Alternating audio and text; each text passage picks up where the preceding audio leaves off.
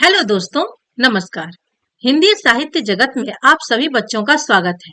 दोस्तों, आज हम लोग क्लास 10th के स्पर्श भाग 2 की पाठ संख्या 9, जिसमें एक डायरी विधा की एक रचना है जिसका शीर्षक है डायरी का एक पन्ना। डायरी विधा कहने का अर्थ है दोस्तों कि इसके लेखक सीताराम सकसरिया, उन्होंने अपनी निजी डायरी लिखी थी और उनकी डायरी का एक पन्ना वो आपके पाठ्य पुस्तिका में दिया हुआ है।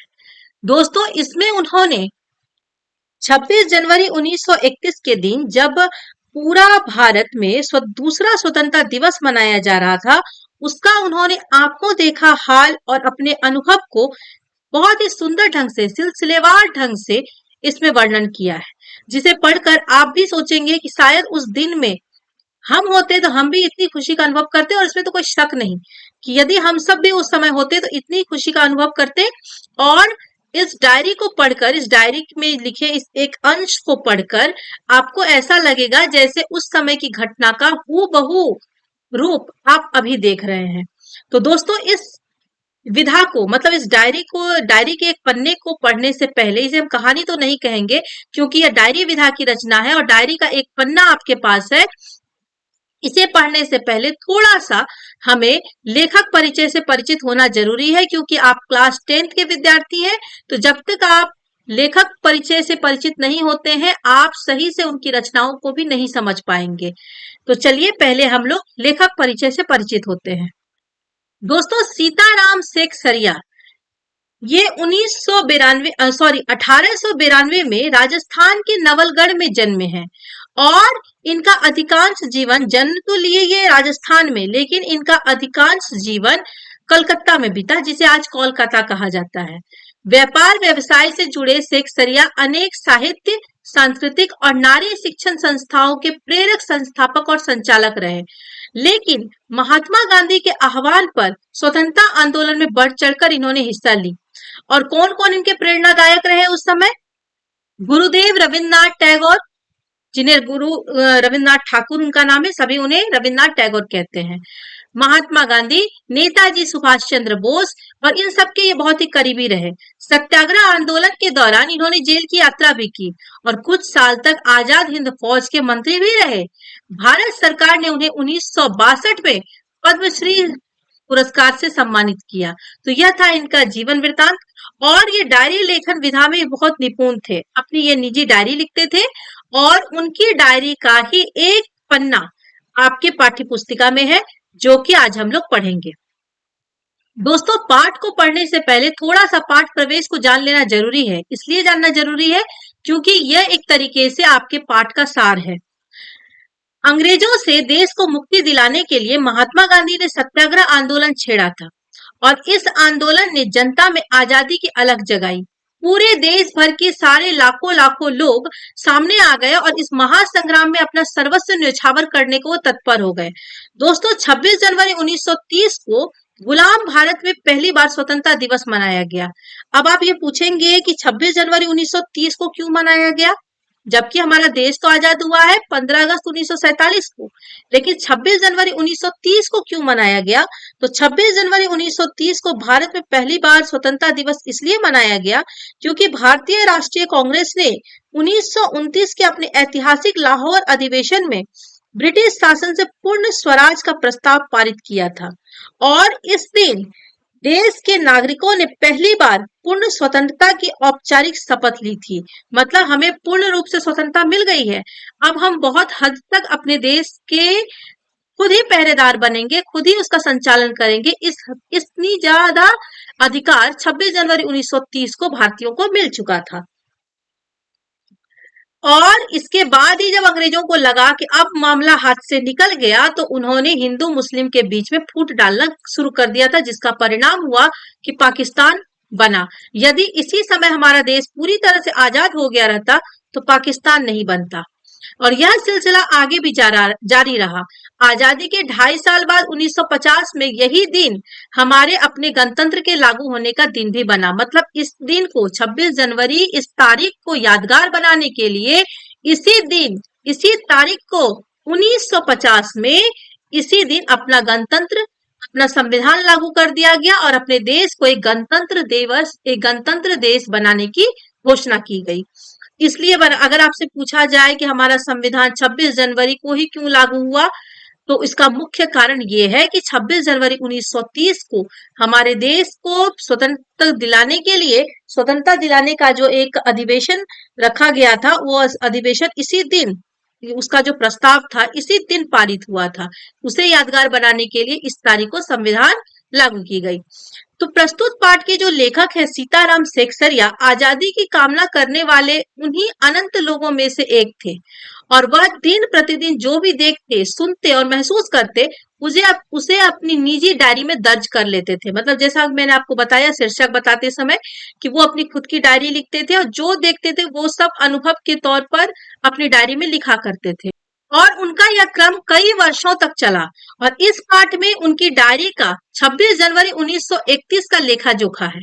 नेताजी सुभाष चंद्र बोस और स्वयं लेखक सहित कलकत्ता के लोगों ने देश का दूसरा स्वतंत्रता दिवस किस जोश खरोश से मनाया।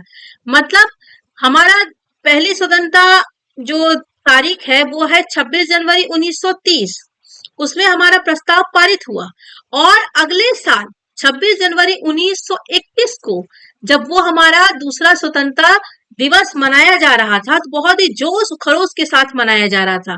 अंग्रेज प्रशासकों ने इसे अपना अपराध मानते हुए उन पर और विशेषकर महिला कार्यकर्ताओं पर कैसे कैसे जुल्म ढाए, यही सब इस पाठ में वर्णित है। और यह पाठ हमारे क्रांतिकारियों की कुर्बानियों की याद तो दिलाता ही है, साथ ही यह भी उजागर करता है कि एक संगठित समाज कृत संकल्प हो तो ऐसा कुछ भी नहीं जो वह नहीं कर सकता है। मतलब अगर हम अपने जो हमारे समाज के लोग हैं, अगर हम लोग एकजुट हो जाए, संगठित हो जाए और कुछ करने के लिए कृत संकल्प कर ले, हम वो करके रहेंगे ऐसा हम लोग ठान लेते हैं, इस दुनिया का कोई ऐसा काम नहीं है जो हम लोग नहीं कर सकते हैं। ये शिक्षा, ये उपदेश आपको मिलेगा इनकी डायरी का एक अंश पढ़कर। तो चलिए अब हम लोग सीधे पाठ पर आते हैं। दोस्तों इसमें कहा गया है कि 26 जनवरी आज का दिन तो अमर दिन है। आज के ही दिन सारे हिंदुस्तान में स्वतंत्रता दिवस मनाया गया था। ये एक साल बाद वो लिख रहे हैं, 26 जनवरी 1931 को लिख रहे हैं और एक साल मात्र पीछे ही 1930 को हमारे स्वतंत्रता दिवस मनाया गया और ये दूसरा स्वतंत्रता दिवस है जब वो खुद बैठकर लिख रहे हैं। तो आज ही के दिन सारे हिंदुस्तान में स्वतंत्रता दिवस मनाया गया था और इस वर्ष भी उसकी पुनरावृत्ति थी, जिसके लिए काफी तैयारियां पहले से की गई थी। गत वर्ष मतलब पिछले वर्ष अपना हिस्सा बहुत साधारण था। इस वर्ष जितना अपने दे सकते थे दिया था। केवल प्रचार में 2000 रुपया खर्च किया गया था। सारे काम का भार अपने समझते थे, अपने ऊपर है और इसी तरह जो कार्यकर्ता थे उनके घर जा जाकर समझाया था। मतलब यहाँ पर सब कुछ सबके अपने हाथ में आ चुका था। लोग अपने से पैसा इकट्ठा करके जश्न मना रहे थे, अपने काम का भार खुद अपने ऊपर ले रहे थे। उनको लग रहा था हम खुद अपना काम कर रहे हैं, ऐसा नहीं लग रहा था हम अपने देश में गुलामों की तरह रह रहे हैं। और जो कार्यकर्ता थे वो सभी के घर जा जाकर समझा रहे थे कि देखो देश आजाद हो चुका है, बहुत हद तक हमें आजादी मिल चुकी है, बस एक स्टेप और आगे हमारा अपना राष्ट्रीय ध्वज फहराया जाएगा, बस हो गया। तो लोग बहुत हद तक उत्साह में आ गए थे। बड़े बाजार के प्रायः मकानों पर राष्ट्रीय झंडा फहरा रहा था और कई मकान तो ऐसे सजाए गए थे कि ऐसा मालूम होता था कि मानो स्वतंत्रता मिल गई हो। सभी लोग सभी जगह झंडे फहरा रहे थे। जैसा आज के दृश्य समय में आप देखते हैं जब 15 अगस्त होता है, लोग अपनी गाड़ी में, अपने घरों पर, अपने दुकानों में, सभी जगह झंडा फहराते हैं। उस समय में लोगों ने झंडा फहराना शुरू कर दिया था। कई मकानों को सजाए गए थे। सभी को देख के ऐसा मालूम हो रहा था मानो हमें स्वतंत्रता मिल ही गई हो। कलकत्ते के प्रत्येक भाग में ही झंडे लगाए गए थे। जिस रास्ते से मनुष्य जाते थे उसी रास्ते में उत्साह और नवीनता मालूम होती थी। लोगों का कहना था कि ऐसी सजावट पहले नहीं हुई। पुलिस भी अपनी पूरी ताकत से शहर में गश्त देकर प्रदर्शन कर रही थी। मोटर लारियों में गोरखे तथा सार्जेंट प्रत्येक मोड़ पर तैनात थे। कितनी ही लॉरियां शहर में घुमाई जा रही थी। घुड़सवारों का प्रबंध था। कहीं भी ट्रैफिक पुलिस नहीं थी। सारी पुलिस को इसी काम में लगाया गया था। बड़े बड़े पार्कों तथा मैदानों को पुलिस ने सवेरे से ही घेर लिया था। मोनुमेंट के नीचे जहां शाम को सभा होने वाली थी, उस जगह को तो भोर में 6 बजे से ही पुलिस ने बड़ी संख्या में घेर लिया था, पर तब भी कई जगह तो भोर में ही झंडा फहराया गया।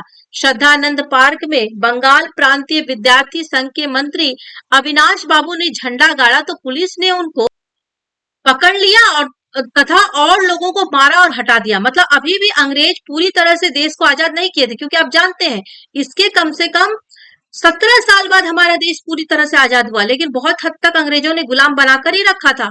लेकिन एक प्रस्ताव पास हो गया था, उन्होंने अपनी गलती कबूल कर ली थी कि हम आपके देश में शासन कर रहे थे, वो आपका देश है, इतना तक हो चुका था। तारा सुंदरी पार्क में बड़ा बाजार कांग्रेस कमेटी के युद्ध मंत्री हरिश्चंद्र सिंह झंडा फहराने गए, पर वे भीतर ना जा सके। वहां पर काफी मारपीट हुई और 2-4 आदमियों के सिर फट गए। गुजराती सेविका संघ की ओर से जुलूस निकाला, जिसमें बहुत सी लड़कियां थी, उनको गिरफ्तार कर लिया गया। 11 बजे मारवाड़ी बालिका विद्यालय की लड़कियों ने अपने विद्यालय में झंडोत्सव मनाया।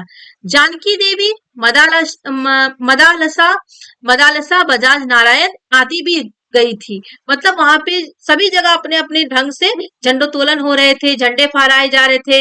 लड़कियों को उत्सव का क्या मतलब है समझाया गया। मतलब जो कार्यकर्ता है वो घूम घूम कर सभी को बता रहे थे कि उत्सव किस ढंग से मनाना है, इस उत्सव का क्या मतलब है, हमारे देश को आज एक पहली स्वतंत्रता मिली है, इसका क्या अर्थ है। ये लड़कियों को बड़े बड़े कार्यकर्ता थे, वो जा जाकर समझा रहे थे। एक बार मोटर में बैठकर सब तरफ घूमकर देखा तो बहुत अच्छा मालूम हो रहा था। जगह जगह फोटो उतर रहे थे। अभी भी फोटो का काफी प्रबंध किया किया था। 2-3 बजे कई आदमियों को पकड़ लिया गया था, जिसमें मुख्य पूर्णोदास और पुरुषोत्तम राय थे। मतलब एक तरफ पुलिस सभी झंडोत्तोलन करने वालों को, उत्सव करने वालों को गिरफ्तार करने पर लगी हुई थी, और जिनको पकड़ा गया था उसमें जो थोड़े मुख्य लोग थे, महान लोग थे, वो थे पूर्णोदास और पुरुषोत्तम राय। इनको भी गिरफ्तार कर लिया गया। सुभाष बाबू के जुलूस का भार पूर्णोदास पर था, पर यह प्रबंध कर चुका था। स्त्री समाज अपनी तैयारी में लगा था। जगह जगह से स्त्रियां अपना जुलूस निकालने की तथा ठीक स्थान पर पहुंचने की कोशिश कर रही थी। मोनुमेंट के पास जैसा प्रबंध भोर में था, वैसा करीब 1 बजे नहीं रहा। इससे लोगों को आशा होने लगी कि शायद पुलिस अपना रंग दिखलावे पर वह कब रुकने वाली थी। मतलब सुबह में व्यवस्था हुई, 1 बजे तक वो पूरी तरह से मध्यम हो चुका। मतलब एक तरीके से कहे कि उतनी उत्साह, उतनी वहां पर साज सजावट नहीं रही। मतलब पुलिस हर जगह जगह पर जाकर जश्न मनाने वालों को मारपीट कर रही थी, उसके साथ उनको पकड़कर जेल में डाल दे रही थी। जो भी सजावट की चीजें थी उनको उजाड़ दे रही थी। तो सुबह जो एक हपकप था, वो रौनक 1 बजे के बाद नहीं रहा। मतलब पुलिस सभी जगह एक्शन लेते ही चली जा रही थी। 3 बजे से ही मैदानों में हजारों आदमियों की भीड़ होने लगी और लोग टोलियां बना बनाकर मैदान में घूमने लगे। आज जो बात थी वह निराली थी। जब से कानून भंग का काम शुरू हुआ था, तब से आज तक इतनी बड़ी सभा ऐसे मैदान में नहीं निकल गई थी। और यह सभा तो कहना चाहिए कि ओपन लड़ाई थी। मतलब जब से ये कानून भंग हुआ, मतलब पहली स्वतंत्रता हमारे हाथ लगी, जगह जगह पर ऐसी सभाएं होने लगी थी, मैदान में लोग रैलियां निकालते थे। और आज जो इस तरीके से सभा हुई, आज जो इस तरह से उत्सव हुई और आए दिन जो सभा होती थी, ये सभा को क्या नाम दिया उन्होंने? ये एक तरीके से ओपन लड़ाई की घोषणा थी। पुलिस कमिश्नर का नोटिस निकल चुका था कि अमुक अमुक धारा के अनुसार कोई सभा नहीं हो सकती है। जो लोग काम करने वाले थे, उन सबको इंस्पेक्टरों के द्वारा नोटिस और सूचना दे दी गई थी कि आप यदि सभा में भाग लेंगे तो दोषी समझे जाएंगे। इधर काउंसिल की तरफ से नोटिस निकल गया था कि मोनुमेंट के नीचे ठीक 4:24 पर झंडा फहराया जाएगा तथा स्वतंत्रता की प्रतिज्ञा पढ़ी जाएगी। सर्वसाधारण की उपस्थिति होनी चाहिए, ये उन्होंने वहां पर घोषणा की। खुला चैलेंज देकर ऐसी सभा पहले नहीं की गई थी। मतलब वहां पर इस तरीके से नोटिस, इधर से भी लोगों ने घोषणा किया कि 4:24 पर झंडा फहराया जाएगा, स्वतंत्रता की प्रतिज्ञा पढ़ी जाएगी और सर्वसाधारण जितने भी लोग हैं सभी वहां पर उपस्थित रहेंगे। मतलब वो सभा ने खुली चैलेंज कर दिया था अंग्रेजों के सामने में। और ठीक 4:10 पर सुभाष बाबू जुलूस लेकर आए। उनको चौरंगी पर ही रोका गया, पर भीड़ की अधिकता के कारण पुलिस जुलूस को रोक नहीं सकी। मैदान के मोड़ पर पहुंचते ही पुलिस ने लाठियां चलानी शुरू कर दी। बहुत आदमी घायल हुए। सुभाष बाबू पर भी लाठियां पड़ी। सुभाष बाबू बहुत जोरों से वंदे मातरम बोल रहे थे। ज्योतिर्मय गांगुली ने सुभाष बाबू से कहा, आप इधर आ जाइए। पर सुभाष बाबू ने उनको उत्तर दिया, नहीं, आगे बढ़ना है। यह सब तो अपने सुनी हुई लिख रहे हैं, पर सुभाष बाबू का और अपना विशेष फासला नहीं था। ये सारी चीजें तो जो बगल में हो रहे थे, हल्ला हो रहे थे, सुभाष बाबू ने क्या क्या कहा, ये तो लेखक उस शोर में सुन नहीं पाएंगे। तो वो कह रहे हैं कि ये सारी बातें मैंने दूसरों के मुंह से सुनी और बताया, लेकिन मैं और उनके बीच में जो फासला था वो ज्यादा नहीं था। सुभाष बाबू बड़े जोर से वंदे मातरम बोलते थे, यह अपनी आंखों से ये मैंने देखा था। पुलिस भयानक रूप से लाठियां चला रही थी। हितीश चटर्जी का फटा हुआ सिर देखकर तथा उनका बहता हुआ खून देखकर आंखें मीच जाती थी।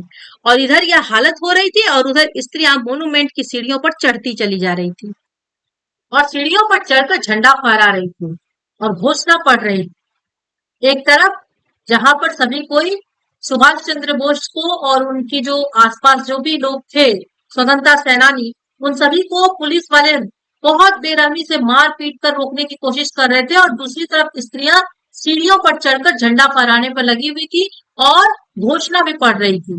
स्त्रियां बहुत बड़ी संख्या में पहुंच गई थी। प्रायः सबके पास झंडा था। जो वॉलंटियर गए थे वे अपने स्थान से लाठियां पड़ने पर भी नहीं हटते थे।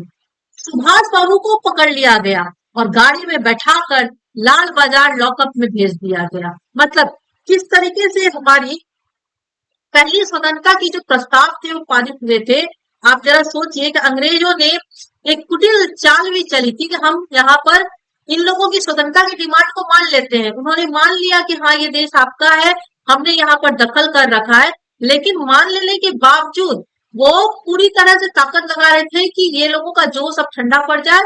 ये लोग जो इस तरीके से रैली निकाल रहे हैं, सभा कर रहे हैं, झंडोत्तोलन कर रहे हैं, ये सब ना करें। और जो करने की कोशिश कर रहे थे उन पर वो बल प्रयोग कर रहे थे, लाठियां चला रहे थे। और जो महान महान लोग थे और उन सबको पकड़कर लॉकअप में बंद भी कर दे रहे थे। कुछ देर बाद ही स्त्रियां जुलूस बनाकर वहां से चली। साथ में बहुत बड़ी भीड़ इकट्ठी हो गई। बीच में पुलिस कुछ ठंडी पड़ी थी, उसने फिर डंडे चलाने शुरू कर दिए। अब की बार भीड़ ज्यादा होने के कारण बहुत आदमी घायल हुए। धर्म तल्ले के मोड़ पर आकर जुलूस टूट गया और करीब 50-60 स्त्रियां वही मोड़ पर बैठ गई। पुलिस ने उनको पकड़कर लाल बाजार भेज दिया। पुलिस ने स्त्रियों को भी पकड़कर लाल बाजार लॉकअप भेज दिया। स्त्रियों का एक भाग आगे बढ़ा जिसका नेतृत्व विमल प्रतिभा कर रही थी। उनको बहु बाजार के मोड़ पर रुका गया और वे वही मोड़ पर बैठ गई।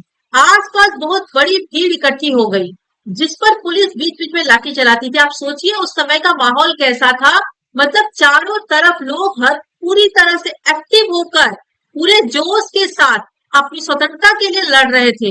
और आज हम अपने देश की स्वतंत्रता का जो बहुत मेहनत से मिली है, कितने लोगों की कुर्बानी पाकर मिली है, और उन्होंने अपनी कुर्बानी दी है, लाठियां झेली है, जेल में बंद रहे तब जाकर मिली है, और हम उसकी वैल्यू नहीं समझते हैं। हमारे देश के नेता अपने स्वार्थ के लिए जात पात को लेकर लड़ा देते हैं, कुछ भी हरकत ऐसा कर देते हैं जो कि देश के हित में नहीं है।